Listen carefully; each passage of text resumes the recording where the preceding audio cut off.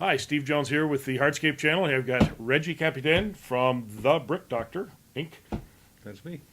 Reggie. How you doing, Steve? Good. Hey, listen, it's finally good to finally get you up on an interview here on the Hardscape channel. We just left the construction committee here at the summer meetings at ICPI in Pittsburgh. What do you think? This is, I think, my third term on the construction committee, and I think it's definitely a good organization. And the thing I really like about it is I've got people from all over the country, so I'm hearing about things that may not necessarily be right happening in my backyard, but just overall in the industry. One of the interesting things today, we talked about the, when they're talking about putting hardscapes up against cladding on buildings and Overlays. stuff. And it bothered me a little bit because, listen, I installed a lot of pavers many years ago, and there was never a detail or a full understanding, knowing that you really didn't want to trap moisture back there, but you didn't know what to do about it. Today, when we brought that question up, and I said, I think we need to get a little more support or help or guidance, or give guidance to our contractors in the industry on what to do. And all I heard is just don't do that. And that's not the kind of education and guidance that I think our people need. Right. I think the problem is that there's not a real answer to it. Okay. I know you want the answer, how do we fix it, but I don't know that there is an answer to it because of the building codes and because of the issue. Well, it's interesting that they kept their comments were, well, there'll be a building inspector, you have to go through the permitting process, and in residential work, the answer is no. Right, most of them you don't need a building permit to do an overlay. And there is no, yeah, you're right. Any rehab work or even new construction, because it's hardscapes and the inspectors don't really know what to look for, even if they truly understand the cladding things from the, from typical codes, they don't know what the answer to that is. Right. And so therefore they ignore it. So I worry that we're not looking to provide the sort of guidance and information and education to the contractors in our industry that come across this every day. And again, I just don't know that there's probably not one good answer. We've actually had some architects and engineers design different things to do with it. Whether it's within code or without code, I don't know. I mean, we've done some things that we've had designed to do, but I don't know the correct answer. I really don't. Well, it's not a answer. It's a multiple answers. What are the materials? What are your options? I get the guys from the West Coast saying, well, it's no big deal. You pull out the slab. You go, it's not a slab. It's poured concrete tied into a 4-foot deep frost foundation. So it's not as simple as pulling out a little bit of concrete.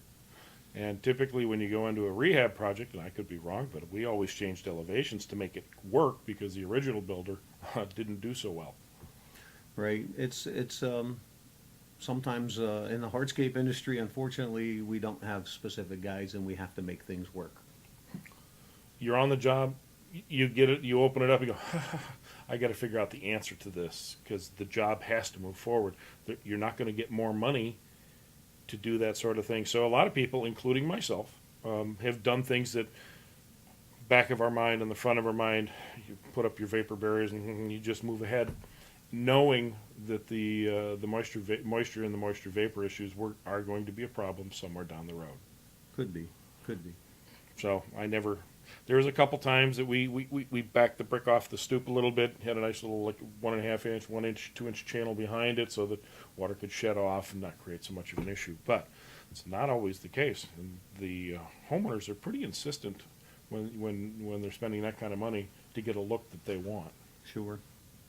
We have many homeowners that want to have, raised little stoops right up to the sill of their sliding glass doors. Exactly. So it's a balancing act between giving the homeowner what he wants.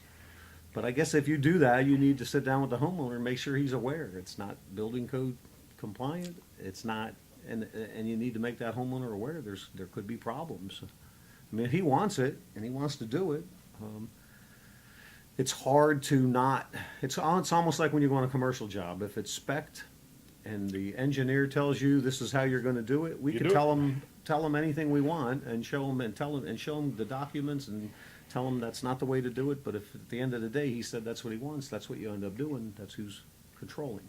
Yep, The homeowner absolutely. pretty much does that on a residential job. Except when it gets to the technical details, and then they have no concept, and most of them don't even try. They want a visual. They want you to achieve a visual effect for them, and then it's your job to work out the details. I know that I just think this issue needs a little more in-depth work on it than what we kind of walked away with today from the construction committee.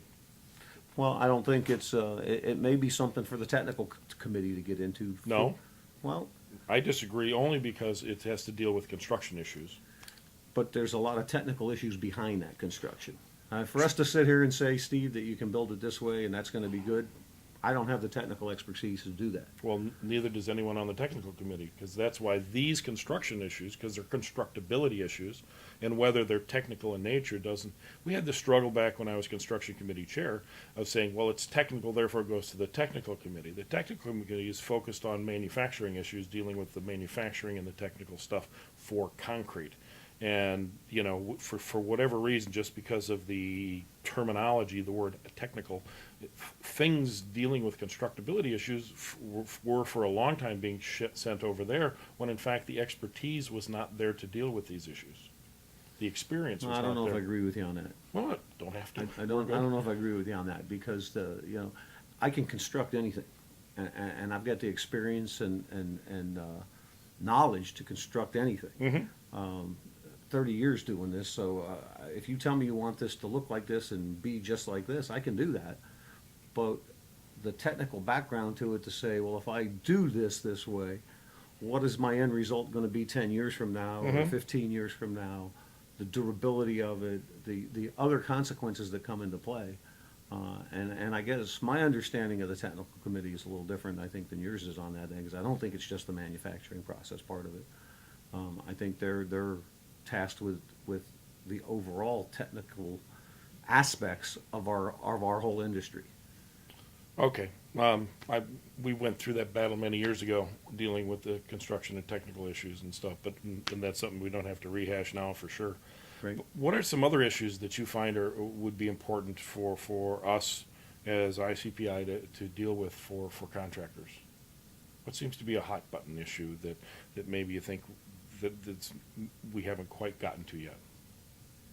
Well, I don't know. The biggest not disappointment. How do I say this? The biggest thing I see for the ICPI, and I guess it's marketing, but I don't see it determining or mandating or in the specifications for ICPI certified installers.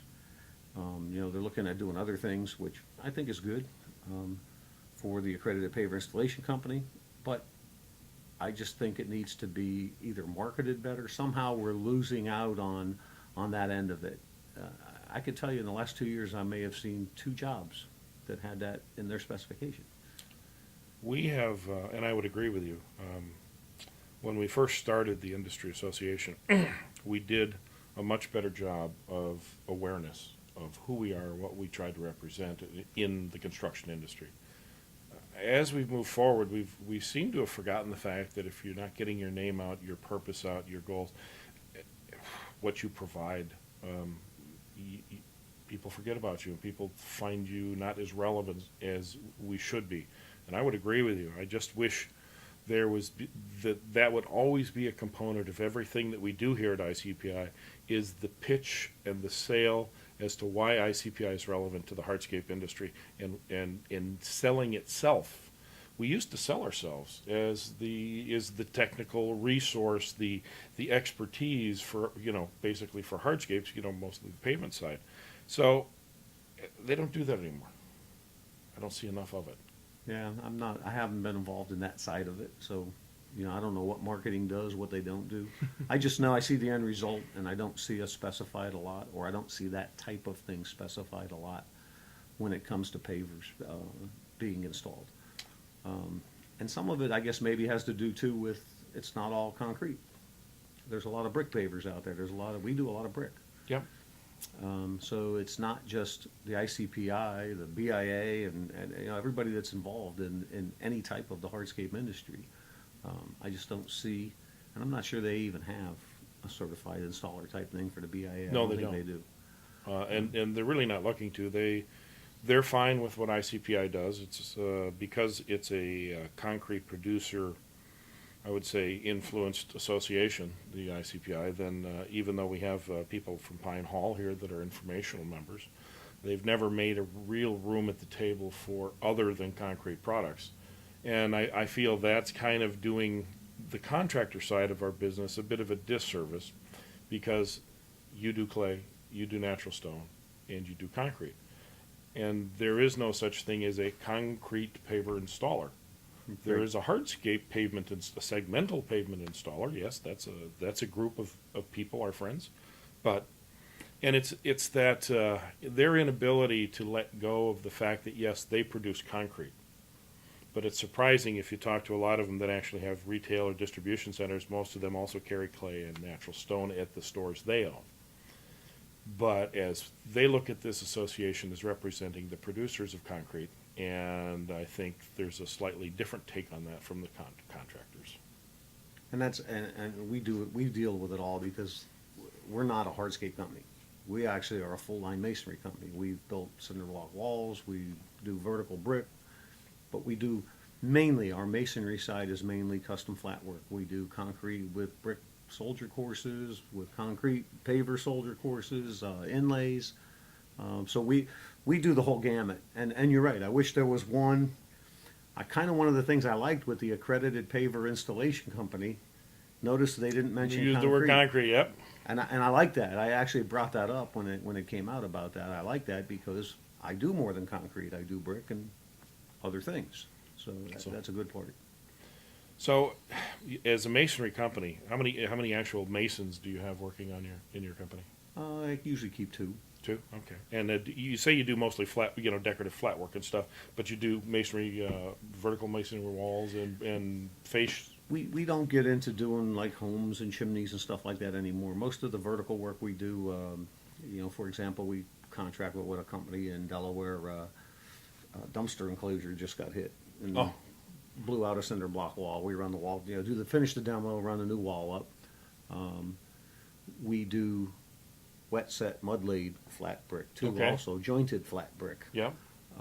So most of our work is flat work, and then on the actual masonry side, we do a lot of repair, restoration, but mainly the flat work. But like I said, now we're getting ready to do. In fact, we got another job we're getting ready to do that's about 7,000 feet of mortar bed set with 3/8 inch mortar joint brick laid walkways. Okay. So that's why I say we're not just we don't just do hardscape. Well, it's interesting. A lot of the interviews that we did here this week has been one of my focuses has been is that most hardscape contractors are terrified of mortar. We You know mortar. I like it. Big deal. But people that have never gone and mixed mortar and applied mortar and understand the troweling issues and understand the pointing issues and all the other things, they're actually quite afraid of mortar. And it's really not a difficult thing. I know when I lived in Germany years ago, I worked for a tile center there, and mortar, all tile was big blobs of mortar slapped against the wall, and you're setting your tiles and your string lines and all this sort of stuff. And once you remove the mystery from mortar, and I always felt it's important that a contractor has the ability to be creative on site. I see a lot of contractors limit themselves to componentry that's available, commercially available, and they just plug and play and put something together. And when you have masons, you have an understanding of and have the creative ability to create on site or even on your own plans to do unique things each and every time. That is a fabulous thing. Yep, that's good. It gives you a much broader flexibility. It requires you to keep some different type of people on staff though. A paver layer is just not the same as a brick layer. Different skill set. Although they make us, they form them together because on the commercial work I have to pay my paver layers brick layers. Yeah, right. So it's different, but it gives you a much rounder, a much broader range of, like you say, of what you can actually do for someone or not do. Interesting, thinking about H&A and thinking about education opportunities, it would be nice to to get support from contractors like yourself that are unique enough to be a masonry company, and with the clay and the concrete industry, and maybe even the natural stone people, and put on some education classes, skill, hands-on, get dirty, mix the mortar, and make stuff. Because I really feel that is a huge growth in that, especially in the high-end kind of residential work. You're never going to compete with big masonry companies on the big commercial masonry work. But to allow you to be creative at your individual companies, I mean, what an upsell. What an upsell. Probably that would be the thing, I guess, with masons are, though, but most of them have their own unique little style, and once they get to the point that they feel they are a mason, they're not all interested in listening to somebody else tell them how to mix mud type thing. Well, that's true, but I'm just thinking about the hardscapers that need exposure to it until they think they become masons, and then, of course, you can't talk to them anymore. To take some hardscapers and try and turn them into masons might be easy. I find it very difficult to take masons and turn them into hardscapers. That's never worked. I've seen people try. Usually when the big mason companies that have gotten into hardscapes, I've seen them try to take their mason crews, and the tempo, the pace of hardscaping is so much faster, Right. than a mason's used to. And actually more exacting, believe it or not. Oh no, absolutely. Because, you know, when I'm laying with mud and something's out, I got this fudge factor. I don't have that fudge factor with dry laid. No. So But so when we've seen companies, and there's been some big masonry companies that really have gotten into hardscapes over the years, and the only successful ones I know that are still in hardscapes ended up with separate crews. You were exactly on target from what my experience is that you can't take the mason out of the guy and move him into a pavement. It's just too slow. right. And and especially usually when you get mason guys, and they usually get paid substantially more than a paver layer, and those kind of rates and those kind of fees that you've got to charge to cover those wages is usually may put you out of at least in a residential project, out of the market. Right. What's your biggest issue as far as well? Now we're talking wages, benefits, wages. In your company, how do you deal with those issues? You've got a couple different, I know you've got foremen, I don't know if you have superintendents that you got. Yeah, we deal with it okay. I don't really want to get into a bunch about That's fine. my guys and how we handle our internal stuff like that, but I think we do okay with however we do it, Okay. because we're okay, I guess. Well, financially okay, that means you're doing it right. Right. Do you have any recommendations for contractors when they're struggling with these wage issues? What at least not talking about your business in general, but do you have any pointers to say be aware of this sort of thing? I don't know. You know, we do so much commercial. We used to do 90% residential and 10% commercial. Now we're doing 90% commercial, Oh. maybe even 95% commercial and 10% residential. So it's I mean, that all comes down to the bidding process and knowing what whether it's a scale job or whether it's not a scale job, to make sure your numbers are right, because that on a prevailing wage rate job, that can kill you in a heartbeat if you're not close to where you need to be. And that goes back to your estimating, Sure. proper estimating, Sure. knowing your labor costs and knowing everything else associated with those. Well, not only knowing the cost, but being realistic on what you think you can do and what your guys can't do, and because that can hurt you in a heartbeat, especially on a job where you're paying really high wages, because it is a prevailing wage job. But other than that, I don't know. It's the industry has changed much in the last 30 years, but in the last 5 years, it's been a really changing in the commercial arena also. Bids are much tighter today than they were 5 years ago. And they rebid it 2-3 times to And keep they getting the numbers down. rebid, and then it's by the time the final bid comes out, everybody and their brother knew what your number was before you knew what your number was. Sometimes when I see bids, they're so close, I'm thinking that he must have been on my wall watching with a camera, because that bid was just too close to mine to be that close. Right, right.